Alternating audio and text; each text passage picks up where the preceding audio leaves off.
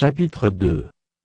Si donc il y a quelque consolation en Christ, s'il y a quelque soulagement dans la charité, s'il y a quelque union d'esprit, s'il y a quelque compassion et quelque miséricorde, rendez ma joie parfaite, ayant un même sentiment, un même amour, une même âme, une même pensée.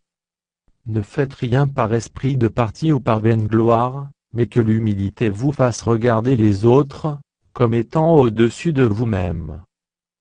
Que chacun de vous, au lieu de considérer ses propres intérêts, considère aussi ceux des autres. Ayez en vous les sentiments qui étaient en Jésus-Christ, lequel, existant en forme de Dieu, n'a point regardé comme une proie à arracher d'être égal avec Dieu, mais s'est dépouillé lui-même, en prenant une forme de serviteur, en devenant semblable aux hommes, et ayant paru comme un simple homme. Il s'est humilié lui-même, se rendant obéissant jusqu'à la mort, même jusqu'à la mort de la croix. C'est pourquoi aussi Dieu l'a souverainement élevé, et lui a donné le nom qui est au-dessus de tout nom, afin qu'au nom de Jésus tout genou fléchisse dans les cieux, sur la terre et sous la terre, et que toute langue confesse que Jésus-Christ est Seigneur, à la gloire de Dieu le Père. Ainsi, mes bien-aimés, comme vous avez toujours obéi, travaillez à votre salut avec crainte et tremblement, non seulement comme en ma présence, mais bien plus encore maintenant que je suis absent. Car c'est Dieu qui produit en vous le vouloir et le faire, selon son bon plaisir. Faites toutes choses sans murmure ni hésitation, afin que vous soyez irréprochables et purs, des enfants de Dieu irrépréhensibles au milieu d'une génération perverse et corrompue, parmi laquelle vous brillez comme des flambeaux dans le monde, portant la parole de vie, et je pourrai me glorifier, au jour de Christ, de n'avoir pas couru en vain ni travaillé en vain. Et même si je sers de libation pour le sacrifice et pour le service de votre foi, je m'en réjouis, et je me réjouis avec vous tous.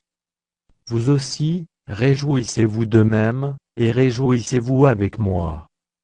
J'espère dans le Seigneur Jésus, vous envoyer bientôt Timothée, afin d'être encouragé moi-même en apprenant ce qui vous concerne.